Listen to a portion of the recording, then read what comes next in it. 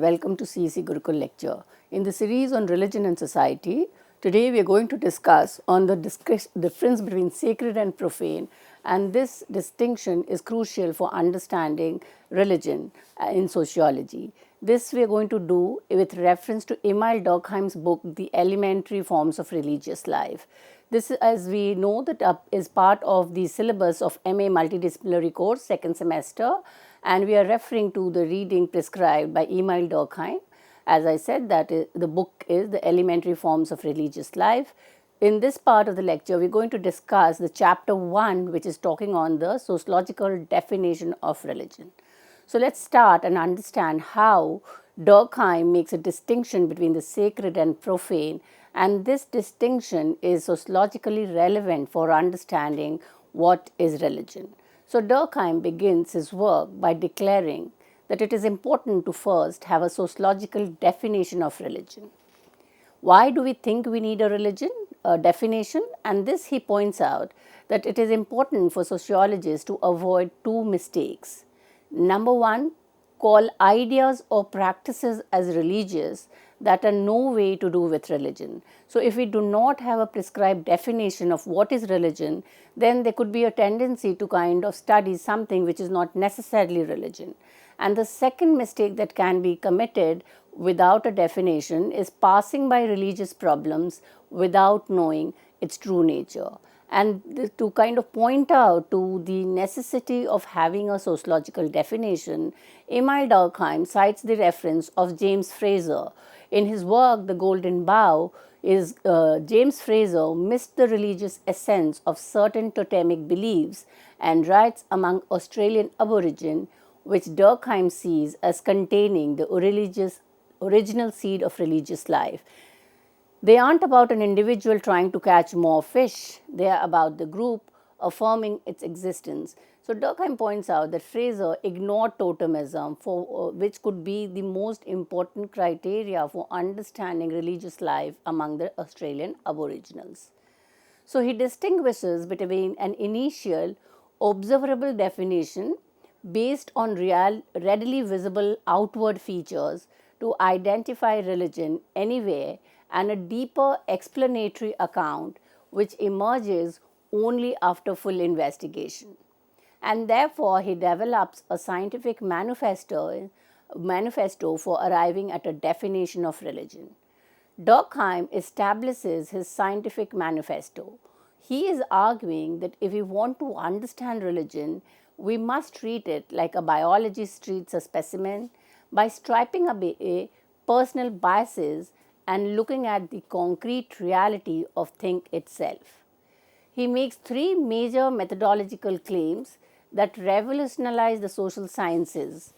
Rejections of pre-notion.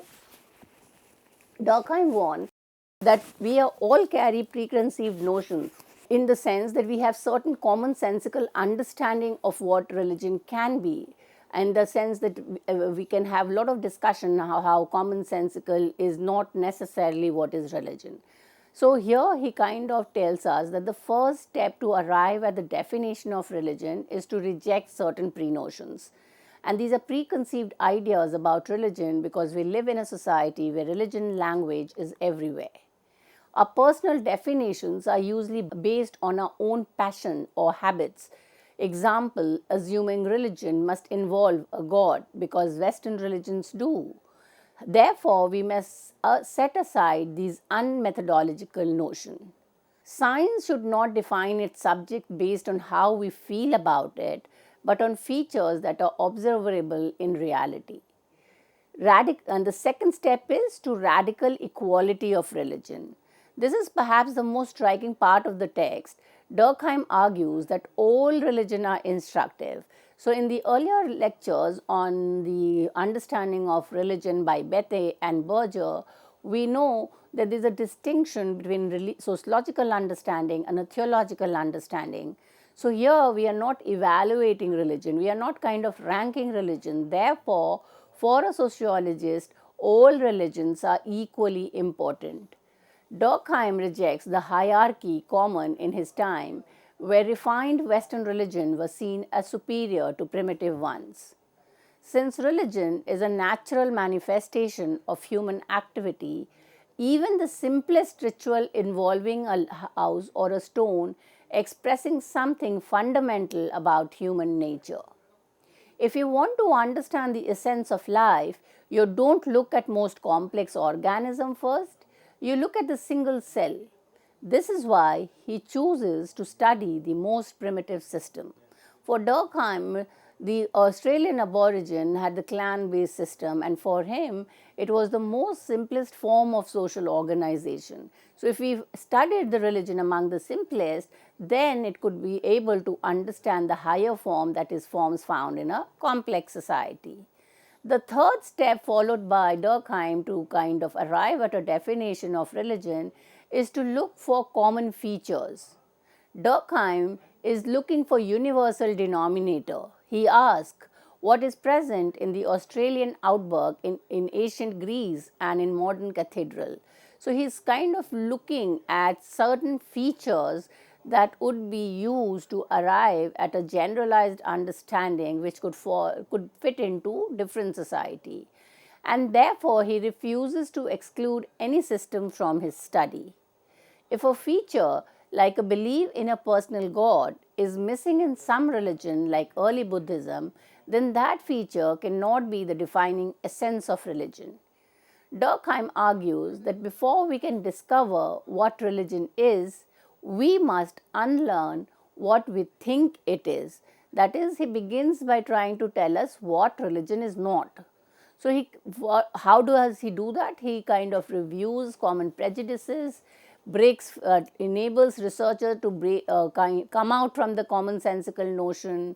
These kind of certain assumptions about what religion is, certain common sense notions could distort the sociological study of religion, and therefore it would become difficult to see religious true shared features and cultural assumptions. Durkheim critiques the common religion that religion essentially involves the supernatural or incomprehensible as its defining trait. He argues that defining religion as a belief in the unknowable is a modern bias that doesn't actually hold up when looking at history or the concrete reality of different faiths. And therefore, he considers supernatural as an inadequate criterion for understanding religion. Defining religion around the supernatural, a realm beyond human understanding, mystery, or the unknowable, fails as a universal marker. Thinkers like Herbert Spencer portrayed religion as unified by belief in an omnipresent, intellect transcending force, while Max Weber saw religion as humanity's effort to grasp the inconceivable infinite. If we read the text, especially this chapter, we see that Durkheim is trying to negate the earlier understanding of religion as being something close to naturism or animism, and will arrive at an understanding based on his observation of the Trobriand Australian aborigine that religion is basically the belief in totemism. Durkheim argues that when we look into religion as supernatural, we are overemphasizing the mysterious and the unknown, which varies historically, even within Christianity. So, there are certain kind of mythology, myths, which is kind of part of every religion on mystery, on the unknowable, but then this could not kind of considered as essential for defining religion. To prove that mystery isn't essential to religion, Durkheim points to the 17th century, that is the age of reason. During this period, he is pointing out the historical variability in Christianity. Mystery roles has fluctuated. During 17th century, dogmas align seamlessly with reason, science and philosophy, rendering the supernatural secondary. Thinkers like Pascal, who emphasized profound obscurity, stood out as an outlier misunderstood by the rationalizer. Faith and science were considered partners, not enemies. If religion can exist without a force on the incomprehensible, as it did for many thinkers of the era, then mystery cannot be the defining characteristics of all religion. And therefore, he points out to the naturalness of the sacred. So, if religion is not supernatural, then the other understanding is that it is very close to the nature. And what nature, in the sense that it is the social reality that we need to map out. So, Durkheim's most profound insight here is that for many religious people, there is no supernatural. In many primitive cultures, spirits, souls, and gods are not seen in breaking the laws of nature. They are the laws of nature.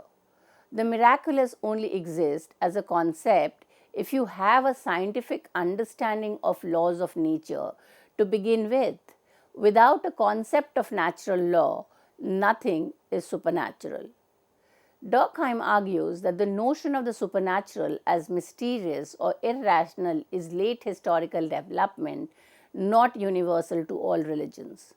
He argues that the notion of the supernatural as mysterious or irrational is a late development not found in all society. What modern observers find mysterious, like commanding the nature through voice, gesture, or ensuring fertility via rites, strike believers as direct and practical, akin to agromist techniques today. So, it is only kind of a cultural specific way of understanding the supernatural which could appear awkward to the Western observer, but then that cannot be negated as the reality. Durkheim argues that primitive people are not being irrational or mystical. They are simply using a different mental map to navigate the world. To an indigenous person, performing a ritual to bring rain is exactly like a modern farmer using fertilizer. Both are technical processes intended to achieve a specific result using known forces. But if we call the primitives as biased or being a kind of mysterious, then that is a Western bias. Spirits and totemic forces are seen as governed by laws. They are no more unintelligible to the believer than the gravity or electricity is to the physicist. They aren't breaking the laws of the universe. They are the force that makes the universe work. And then, kind of looking into it, how it is the idea of religion is even prior to the idea of science, and therefore he discusses the ancestry of science. He makes a bold claim: science actually evolved from religion. The idea that there are forces in the world, even invisible ones like electromagnetism, is a concept we first learn through religious forces. And when we talk about totemism, we'll see that he's making reference to the invisible force like mana, and he kind of considers this invisible force as regulating and creating this moral order in society. So, therefore, religion cannot be irrational if it is provided the very foundation for rational scientific thought. If we define religion as belief in the weird, mysterious, we will never understand the people who see their faith as the most ordinary and fundamental part of their reality.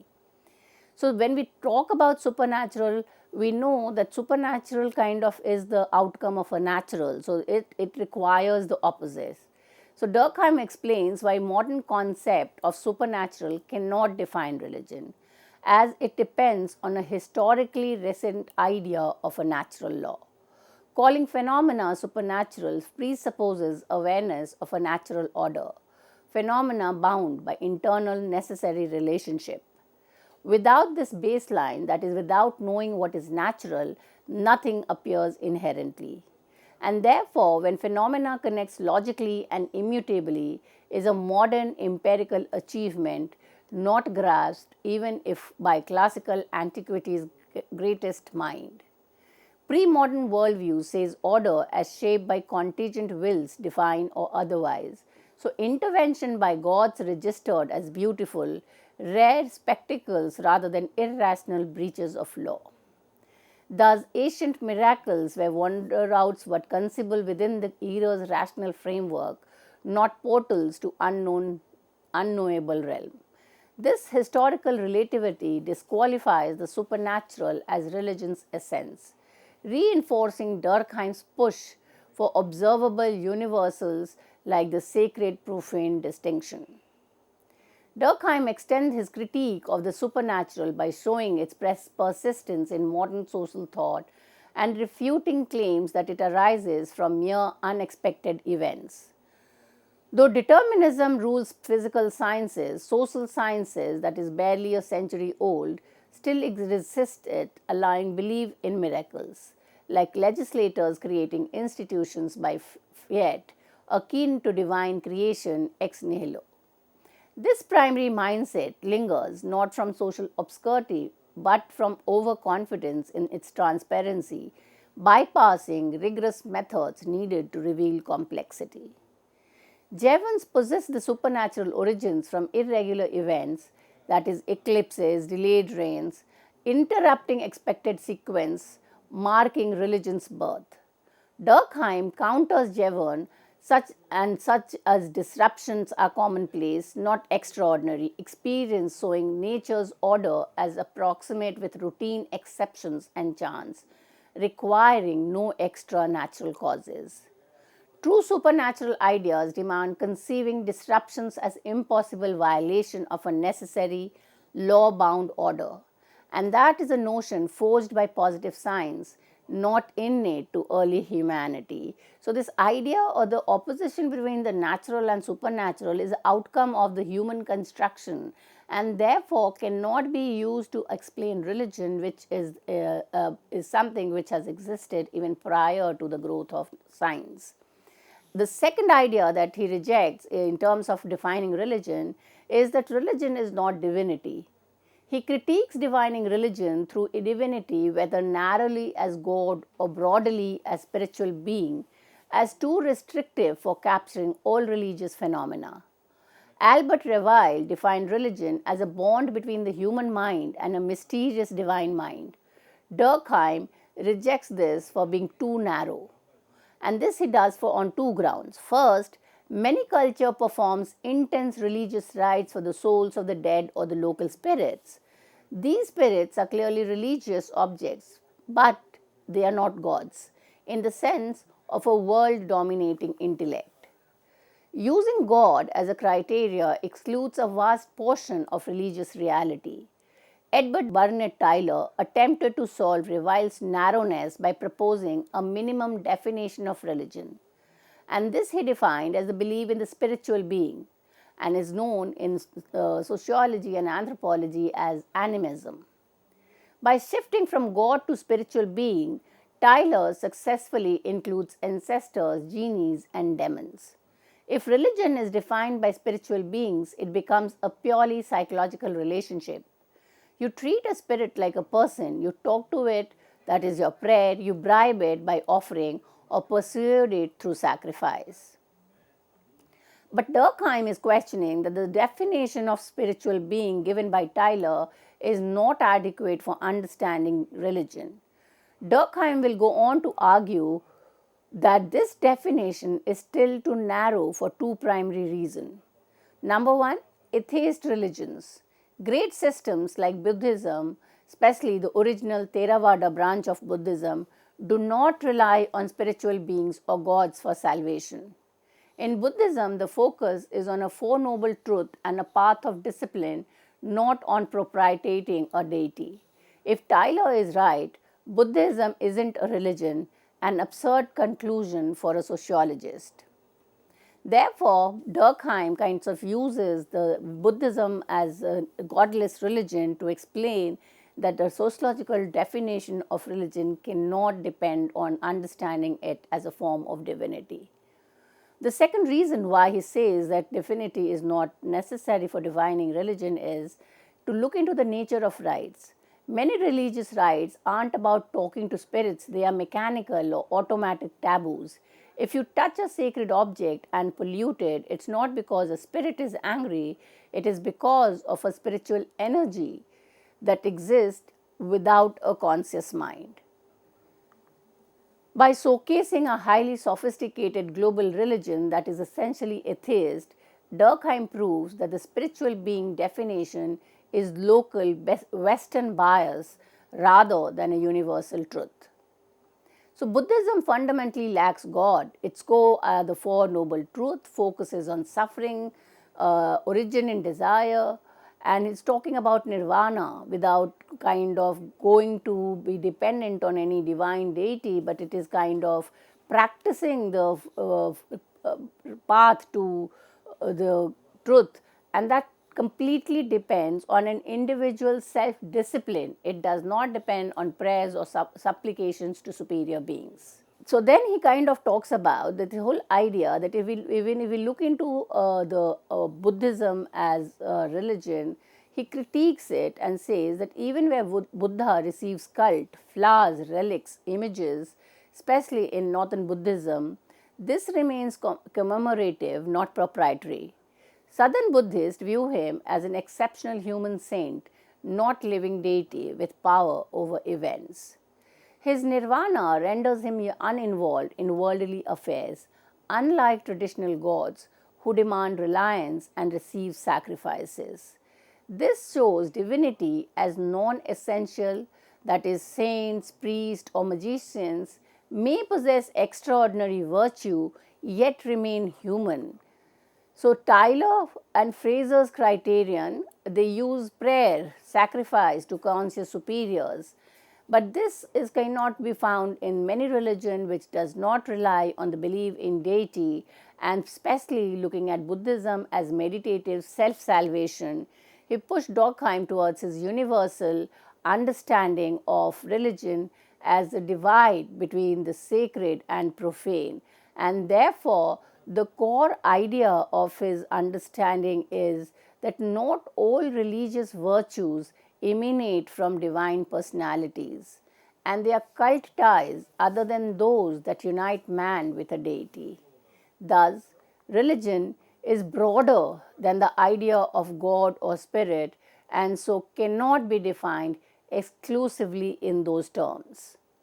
So, when we come to the whole idea of looking at the third idea that he negates in kind of arriving at the definition of religion would be to negate the idea that magic, which is also considered as sacred, is something to do with religion. And ultimately, his idea is to arrive at the understanding that religion is eminently social. So, in modern times, we often think of religion as private, internal feelings or a personal relationship between an individual and the divine. He argues that individual religion is a contradiction in terms.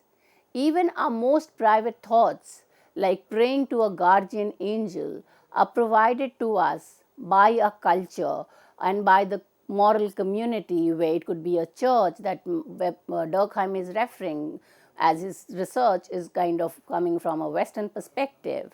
So, what we kind of come to the conclusion is religion is eminently collective. It is not of a private feeling, but a shared social fact that binds a group together, and therefore religion is something which is eternal. It existed prior to the births of individual, and it will continue to stay in eternity. So, therefore, this is the first part of his work where he is trying to arrive at a sociological definition of religion. So, a reference, it is advised that you read the elementary forms of religious life from page number 25 to 46, where he is trying to negate these three ideas, the ideas of supernatural, the idea of divinity, and third, that religion is something to do with individuals' desires and practice. With this, I come to an end of this lecture. Thank you.